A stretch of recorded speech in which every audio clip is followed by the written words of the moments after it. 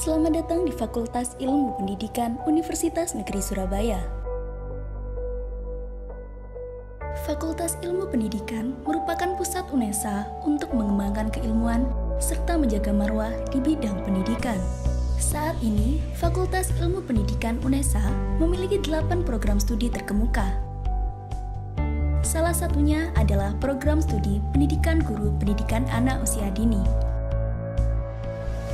Program studi PG PAUD didirikan pada tahun 2007 di Jalan Teratai, Tambak-Sari, Kota Surabaya. Pada tahun 2016, PG PAUD telah resmi berpindah ke kampus UNESA Lidah Wetan dan bergabung dengan program studi lainnya. S1 PG PAUD mencetak lulusan calon guru PAUD yang berkepribadian luhur dan memiliki kemampuan mendidik anak usia dini sesuai dengan kebutuhan dan perkembangannya. Lulusan calon guru dalam pengabdian terpadan dan mengaplikasikan ilmu pendidikan anak usia dini diharapkan mampu menyesuaikan diri terhadap perkembangan kehidupan masyarakat lokal, nasional, dan global.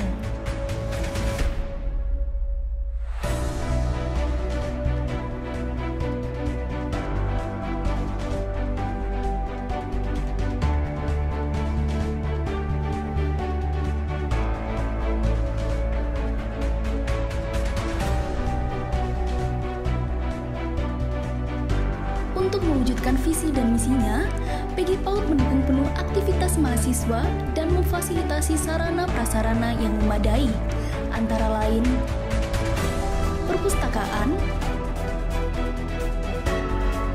ruang auditorium, laboratorium workshop, laboratorium musik,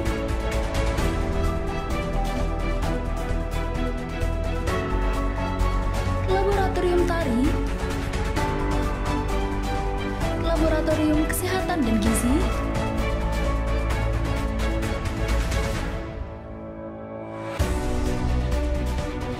laboratorium mic teaching.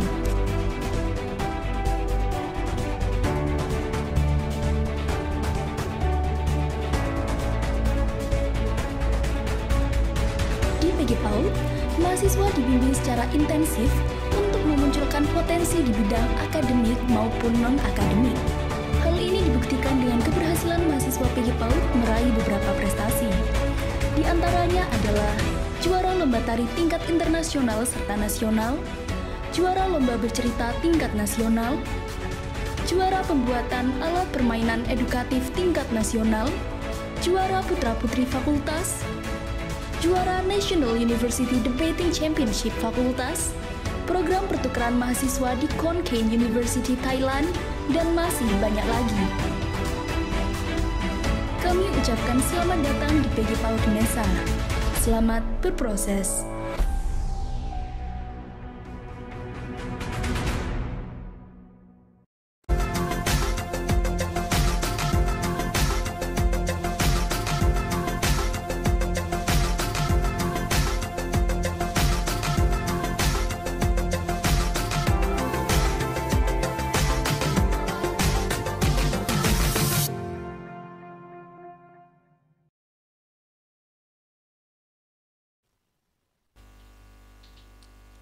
Radio UNESA, informasi edukasi dan prestasi. Bincang UNESA bisa kembali hadir di hadapan rekan UNESA sekarang. Dan di studio sudah ada Ibu Nurul Khotimah, SPD MPD. Halo Ibu Nurul, Assalamualaikum. Waalaikumsalam warahmatullahi wabarakatuh. Bagaimana kabarnya Ibu? Alhamdulillah, Allahu Akbar. Yes, begitu Mbak Farah. Oh begitu jawabnya. Menyapa dari PG PAUD. Alhamdulillah, Allahu Akbar. Yes. Akhirnya menimbulkan semangat teman-teman semuanya ya Ibu ya, termasuk anak-anak PAUD. Ibu Nurul ini menjadi ketua jurusan PG PAUD di Universitas Negeri Surabaya, dan saat ini kita akan berbincang lebih dalam, lebih banyak mengenai PG PAUD sendiri. Sebenarnya sejarah awal Ibu berdirinya PG PAUD itu seperti apa? Ya, baik. Begini Mbak Farah. Awalnya kita itu berangkat dari D2 PGTK. Untuk S1 PG PAUD mulai berdiri sejak tahun 2007. Tepatnya tanggal 28 September. tahun 2027. Setelah 2007 kurang lebih kita ada 2 tahun di Teratai, kampus Teratai tepatnya. Setelah itu tahun 2016 kita pindah ke kampus Lida. Persiapan akreditasi juga waktu itu. Jadi akreditasi kita pada tahun 2017. Itu sejarahnya Ibu. Kalau misalnya visi misinya sendiri dari PG PAUD sendiri seperti apa sih Ibu yang akhirnya sampai sekarang masih berdiri? Ya, alhamdulillah Mbak Farah.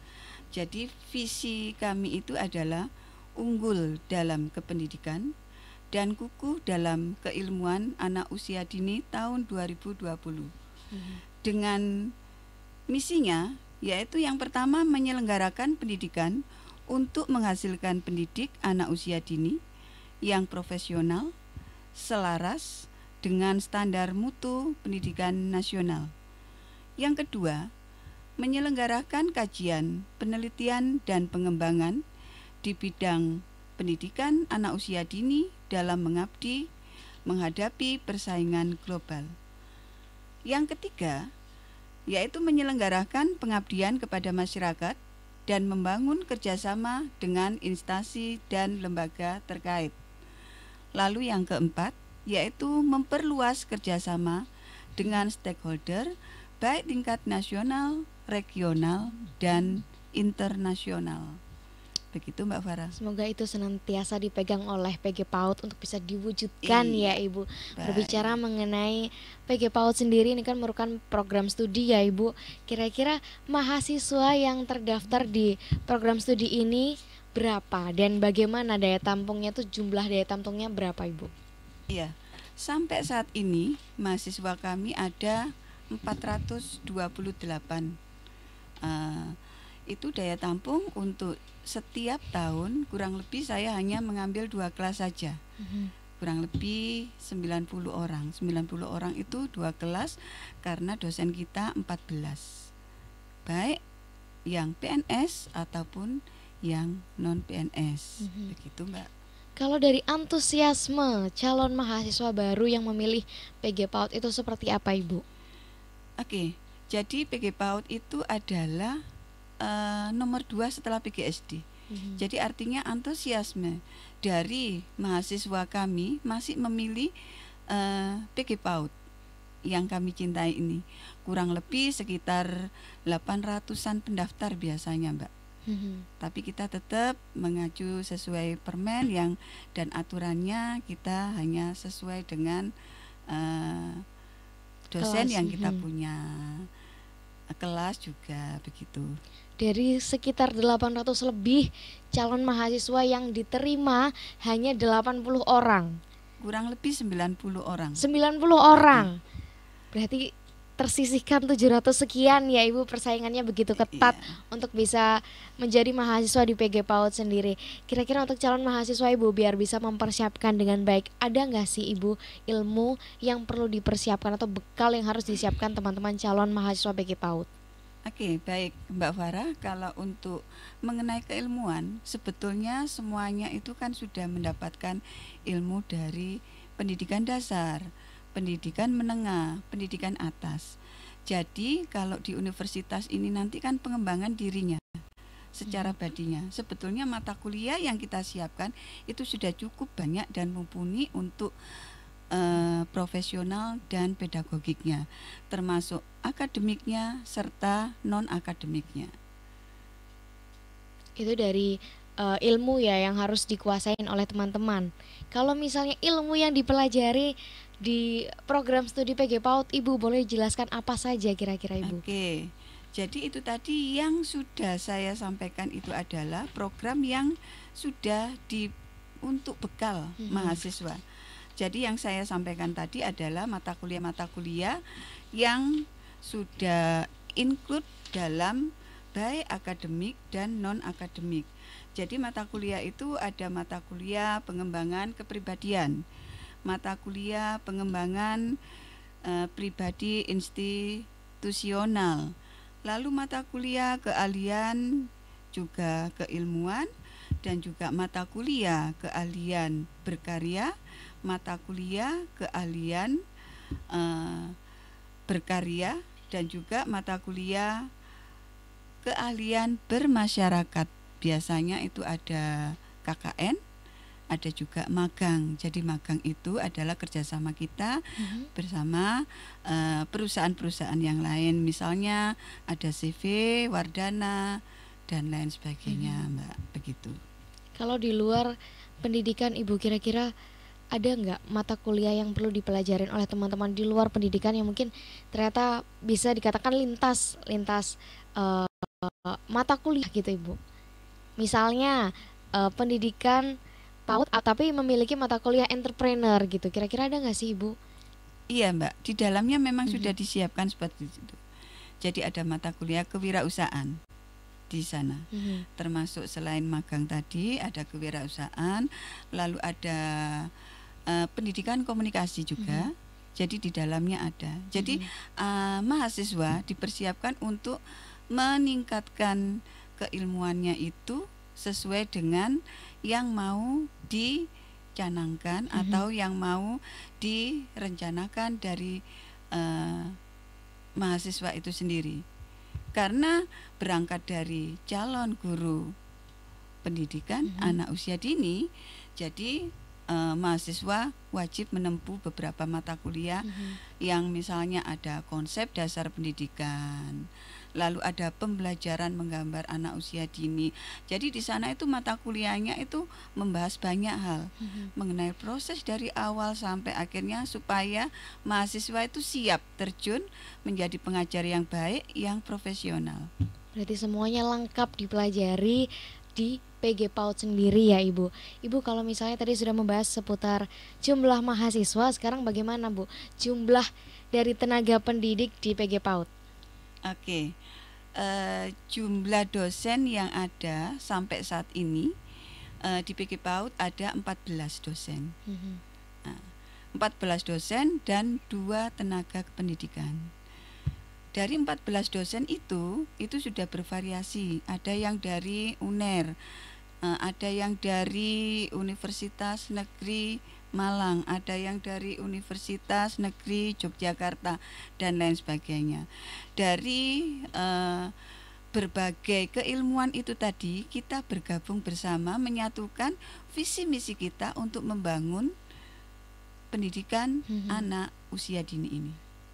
Apakah seluruh dosen atau mungkin tenaga pendidik memiliki latar belakang yang sama Ibu untuk bisa mengajar di PG PAUD ini? Kalau untuk memiliki latar belakang yang sama, begini Mbak, karena dosen-dosen itu kan banyak hal. Ada yang dari ISI, ada yang dari magister pendidikan, ada juga dari yang PhD dari Wuhan. Doktornya juga ada yang dari Wuhan. Lalu ada yang dari media, ada yang jadi dari kesehatan masyarakat juga, berbagai ilmu di dalamnya. Khususnya yang saat ini yang saya ambil yang CPNS dan PNS ini kan rata-rata S2-nya PG PAUD semua, Mbak. Sekarang kita beralih membahas mengenai fasilitas Ibu. Bagaimana fasilitas yang disediakan oleh UNESA di PG PAUD ini untuk mahasiswa Ibu? Ya, baik. Mengenai fasilitas, mungkin kalau nanti Mbak Farah bisa berkunjung ke kampus kami, itu fasilitasnya ada beberapa hal. Termasuk kita mempunyai 6 laboratorium. Yang pertama ada laboratorium musik. Yang kedua laboratorium workshop. Lalu ada laboratorium micro teaching juga ada. Ada kesehatan dan gizi, lab komputer, dan masih ada beberapa lagi, begitu Mbak. Semuanya sudah lengkap. Kalau lengkap sih ya belum Mbak. Ya. Berarti akan ada laboratorium baru yang akan dibangun atau mungkin direncanakan apa itu? Jadi kemarin itu kita sudah mengajukan proposal untuk membuat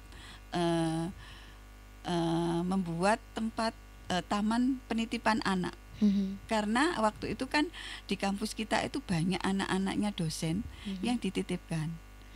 Itu berpikir seperti itu, saya mau mengajukan proposal, akhirnya ada COVID ini, belum terrealisasi, semuanya juga work from home, begitu ya Mbak, itu Mbak. Jadi akhirnya belum, laboratorium iya, penitipan anaknya belum belum terwujudkan. terwujud. Mudah-mudahan nanti didukung oleh Universitas Negeri Amin. Surabaya. Sehingga bagi Bapak Ibu dosen tidak perlu repot-repot ya Ibu, karena harus sambil membawa anak, ternyata sudah ada penitipan anak di laboratorium anak tadi ya Ibu. Betul, iya. Ibu tadi menyinggung mengenai COVID-19 di masa pandemi seperti ini. Bagaimana Ibu pembelajaran yang dilakukan jarak jauh antara dosen dan mahasiswa? Iya, baik Mbak, sesuai dengan peraturan rektor ya. Jadi kita semuanya pembelajarannya semuanya menggunakan daring. Jadi daring di sini saya sudah menyampaikan kepada dosen-dosen menggunakan Zoom bisa, tapi UNESA kita sudah punya banyak Mbak. Itu ada V-Learning UNESA, ada VR UNESA, lalu ada Google Meet dan lain sebagainya. Classroom Google itu juga ada, Edmodo juga bisa, macam-macam yang bisa kita gunakan.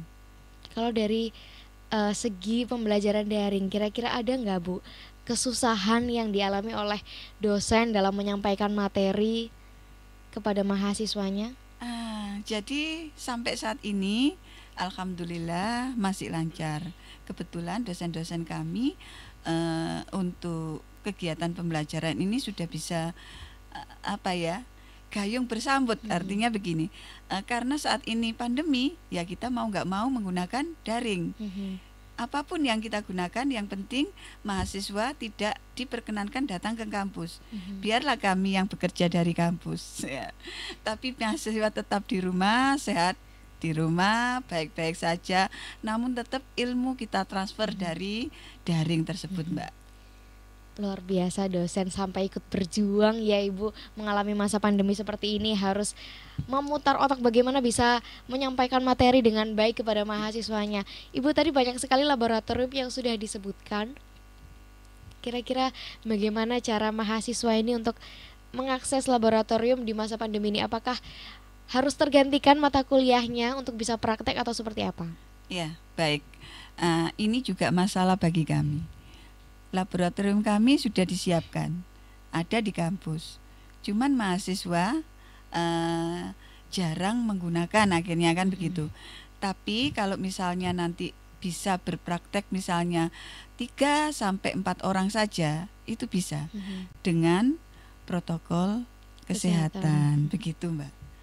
Misalnya dia mau, lab kita ada, kalau memang diizinkan ya enggak apa-apa, sesekali bisa datang ke kampus begitu, mungkin bisa menggunakan lab yang ada di sana, enggak apa-apa. Cuman kalau untuk pengetahuannya saja, ini lab musik, ada keyboardnya, ada dan lain sebagainya, sekedar itu kan enggak bisa Mbak, tapi harus praktek. Itulah wujud kami untuk mencapai bagaimana mahasiswa tetap bisa belajar dari daring ini. Begitu Mbak. Kalau mengenai Merdeka Belajar, apa yang dilakukan oleh teman-teman atau mungkin tenaga pendidik dan dosen PG PAUD? Baik, jadi dari Merdeka Belajar atau Kampus Merdeka, penyanangannya begini, kita sudah berangkat bersama asosiasi pendidikan anak usia dini. Jadi di sana itu semua menyampaikan bagaimana untuk menyambut kurikulum MBKM saat ini, yaitu Merdeka Belajar Kampus Merdeka. Jadi intinya begini, saya akan mengirimkan mahasiswa kami ke Universitas Negeri Yogyakarta. Juga misalnya Undeksa mengirimkan ada 2 mahasiswa kami ikut kuliah daring di kami begitu. Itu pun sebetulnya karena kerjasama kita dengan asosiasi. Apalagi kalau nanti bisa didukung, bagaimana prosesnya seperti Permata Sakti itu Mbak, itu lebih baik lagi.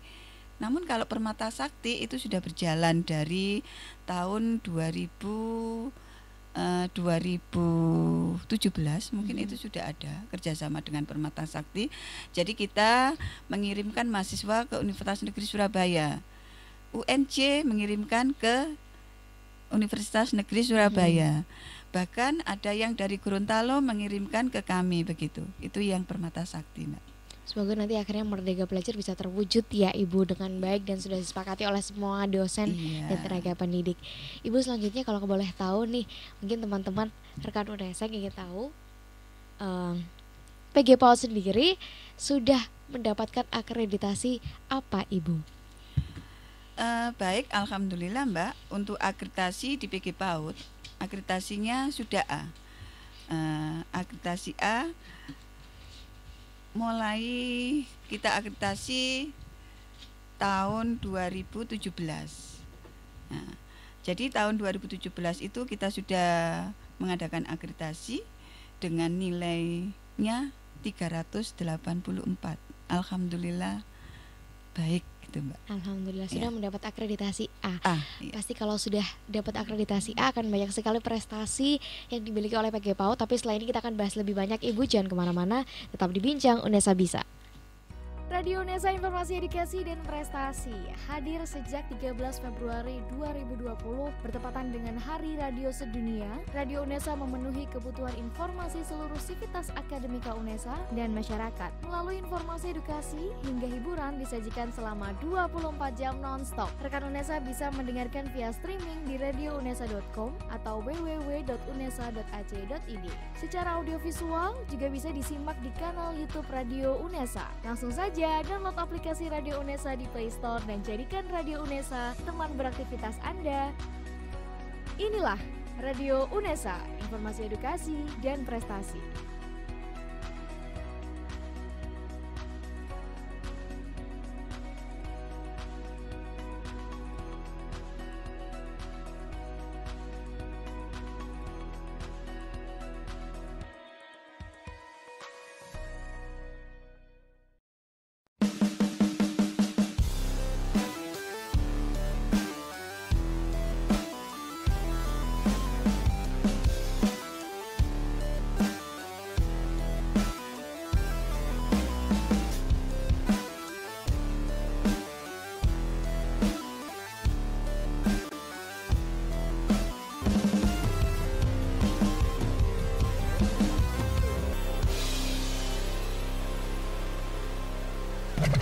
Radio UNESA.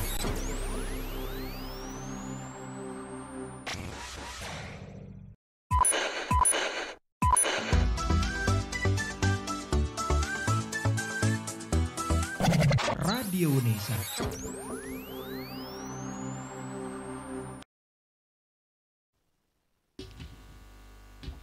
Bincang UNESA Bisa kembali lagi dengan Ibu Nurul Khotimah. Ibu Nurul tadi sudah membahas mengenai akreditasi. Sekarang kira-kira prestasi apa Ibu yang sudah dimiliki oleh mahasiswa atau mungkin alumni PG PAUD maupun dosen PG PAUD Ibu? Oke, baik Mbak. Untuk prestasi-prestasi yang sudah kami dapatkan selama ini, misalnya dari dosen ataupun mahasiswa itu ada juara 1 lomba tari nasional, lalu juara 1 lomba APE alat peraga edukatif, itu juga nasional Mbak. Termasuk debat bahasa Inggris sefakultas itu juga kena dari mahasiswa PG PAUD. Lalu juga pernah juara mendongeng, itu juga ketua MJ waktu itu yang juara. Itu yang juara-juara yang pernah dimiliki didapatkan oleh PG PAUD sendiri. Ibu, kira-kira ini mungkin di luar dari PG PAUD sendiri yang ingin saya tanyakan dari Ibu Nurul sendiri, kenapa akhirnya memutuskan untuk menjadi dosen PG PAUD? Apa yang ingin disalurkan, diberikan kepada teman-teman mahasiswa? Iya, terima kasih Mbak Farah. Kalau untuk kenapa saya ada di sini, ini sepertinya sudah takdir mungkin ya. Saya itu S1-nya pendidikan seni rupa dan kerajinan. Kebetulan saya juga alumni UNESA. Berarti kan saya juga harus bisa membangun ya Universitas Negeri Surabaya ini. Artinya nanti satu langkah di depan. Bagaimana caranya begitu. Lalu yang kedua, saya juga melanjutkan S2 waktu itu di Universitas Negeri Semarang. Ya, saya tetap mendalami di pendidikan seni. Karena saya mengajar di pendidikan anak usia dini, jadi paling tidak saya bisa mengembangkan keilmuan saya supaya calon guru anak usia dini nanti bisa saya bekali yang terbaik, mulai dari pembelajarannya sampai bidang yang lainnya, Mbak. Gitu, Mbak. Semoga nanti memang terwujudkan ya Ibu. Sudah terwujudkan Ibu karena sudah mengeluarkan mahasiswa-mahasiswa berprestasi tentunya. Ibu kembali ke program studi PG PAUD. Kira-kira ada nggak Ibu komunitas atau mungkin kegiatan yang khusus diberikan kelompok gitu Bu, yang khusus bekerja sama mungkin dengan PG PAUD untuk menunjang perkuliahan? Jadi kalau untuk pendidikan ini, apakah menunjang perkuliahan itu dengan kelompok, maksudnya kelompok yang di sekolah? Kelompok di luar program studi, misalnya kalau misalnya ada jurusan elektro, ada robotik gitu. Kalau misalnya di PG PAUD ada apa kira-kira? Jadi Ibu? kita itu sudah banyak kerjasama, Mbak. Yang pertama dengan Siameo Cecep, yaitu mewadahi dari bidang anak usia dini. Lalu ada juga kerjasama dengan alat peraga edukatif juga, termasuk yang terbesar di Surabaya ini ada CV Wardana, CV Premier dan lain sebagainya. Dari kerjasama itu juga menghasilkan banyak inovasi-inovasi yang akhirnya muncul dari mahasiswa itu, akhirnya dapat juara 1 tadi, Mbak, APE misalnya, lalu juara lomba dan lain sebagainya, begitu, Mbak. Termasuk kita juga punya kerjasama, Mbak, dengan Singapura, itu PLP, termasuk ada pertukaran pelajar itu yang ada di Universitas Thailand, tepatnya di Khon Kaen.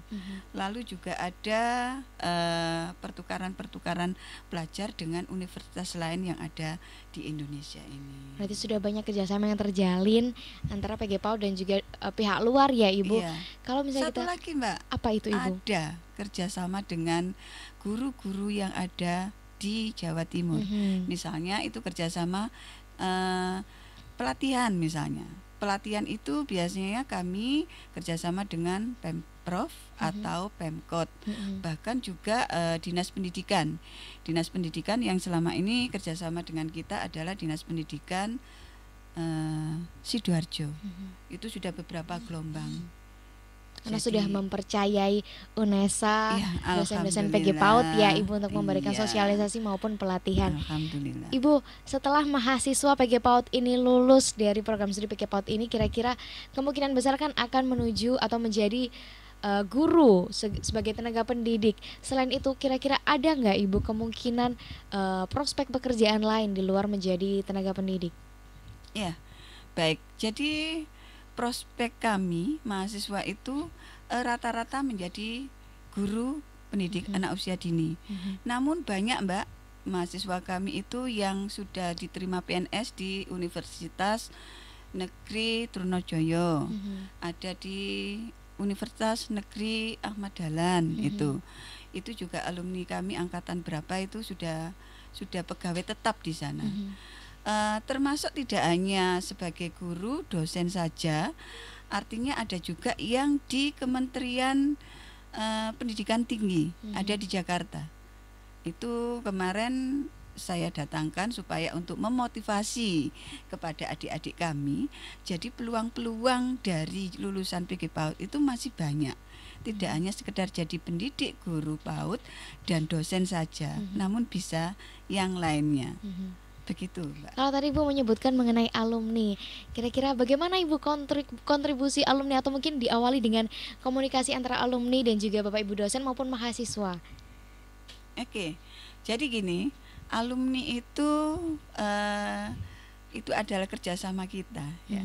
Jadi saya sudah punya beberapa alumni, mungkin kontak dengan grup-grup yang ada, apakah di FB, adakah di sosial media yang lain, termasuk alumni kita itu juga selalu aktif di web kita, melihat dan lain sebagainya.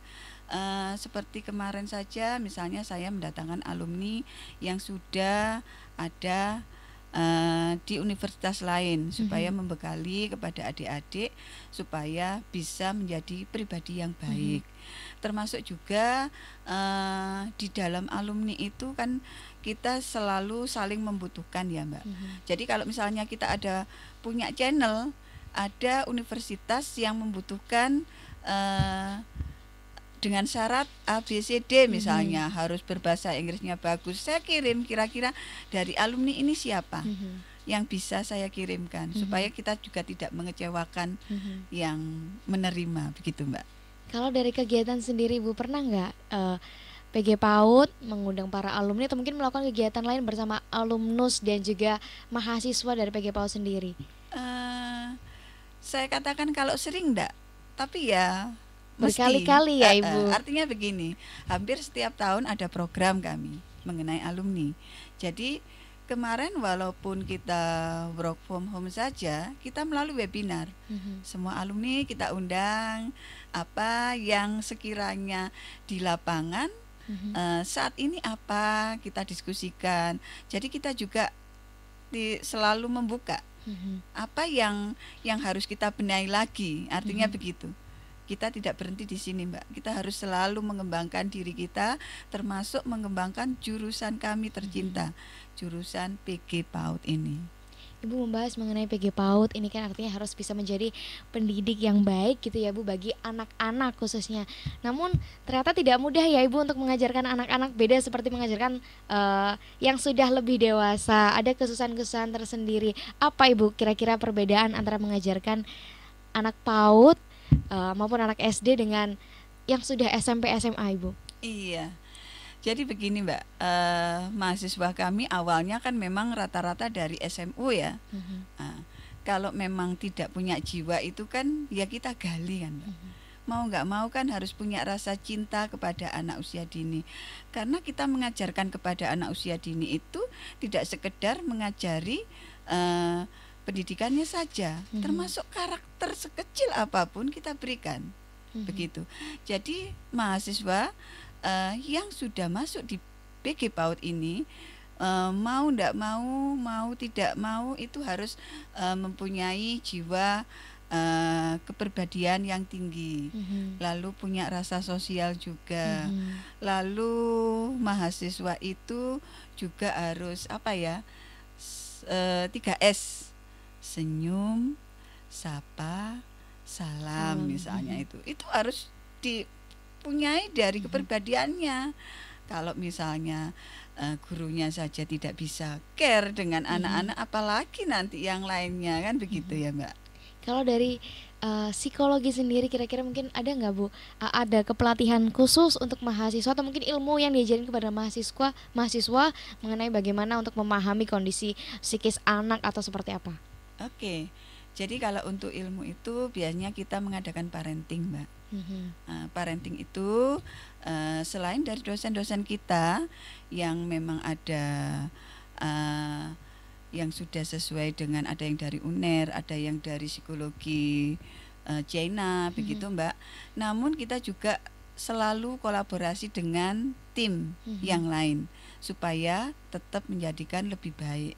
Jadi mahasiswa kami bisa mendapatkan pengalaman yang lain begitu Mbak, dari orang lain juga selain dosen kita sendiri begitu. Berarti Mbak. tetap ada kolaborasi dan juga kerjasama. Kembali ke kerjasama Ibu, kira-kira kerjasama apa saja yang telah dilakukan oleh PG PAUD ini yang mungkin sudah rutin Ibu dilakukan dan mungkin akan ada rencana kerjasama lagi Ibu?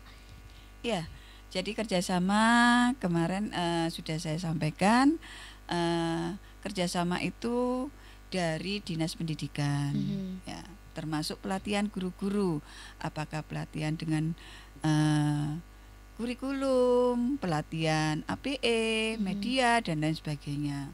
Lalu ada kerjasama dengan Siameo Jejeb, juga ada kerjasama dengan CV atau instansi atau industri lain yang bisa kita rangkul, kita kolaborasi supaya keilmuan kita lebih berkembang lagi begitu Mbak.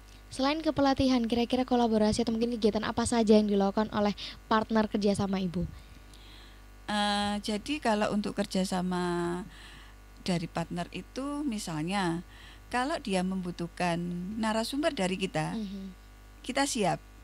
Misalnya bidang musik, berarti saya akan memberikan tugas kepada yang ahli musik. Ada pelatihan bidang tari, saya akan memberikan kepada dosen yang sudah faknya di bidang tari. Bahkan yang lain, Mbak, misalnya itu nanti apakah bentuk parenting, apakah bentuk pendidikan keluarga yang perkembangannya dari pendidikan anak usia dini. Ibu tadi menyebutkan ada seni juga. Otomatis mahasiswa ini kan juga harus belajar menggambar, menari, bernyanyi. Kira-kira apakah seluruh mahasiswa PG PAUD itu harus menguasai semua ilmu yang diberikan oleh Bapak Ibu dosen atau seperti apa? Karena itu kan ilmunya sangat bervariasi, Ibu. Iya, betul sekali. Ilmu di PG PAUD itu sangat bervariasi, benar Mbak. Jadi artinya kenapa kita dari beberapa dosen yang sesuai ahlinya yang masuk di sini, itulah yang menjadikan kita semakin lebih kuat. Jadi apakah mahasiswa menguasai semuanya? Artinya di dalam pendidikan ini karena proses, Mbak. Ada yang lebih melebihi kita dosennya. Ada yang masih tidak sampai di situ. Tapi artinya kan proses. Yang terutama nanti kalau dia sudah lulus berarti dia minimal menjadi guru pendidikan anak usia dini. Nah, selain itu yang sudah saya jelaskan tadi, ada yang menjadi dosen, ada yang PNS juga dosen, ada juga yang di kementerian pendidikan tinggi begitu. Jadi artinya apapun sesuai dengan kreativitas mahasiswa itu, kalau mahasiswa mau belajar dan belajar terus bisa diraihnya, begitu ya. Ibu, kalau kita tahu program studi pendidikan PAUD ini sudah banyak ya, tidak hanya di UNESA. Kira-kira apa sih Ibu keunggulan atau mungkin keunikan program studi pendidikan PAUD ini dibandingkan dengan perguruan tinggi lain? Kalau bicara keunikan, itu tadi kita alhamdulillah dari juara-juara yang sudah kita dapatkan dari mahasiswa itu, keunikan kita itu adalah di 3 seni yang kolaboratif.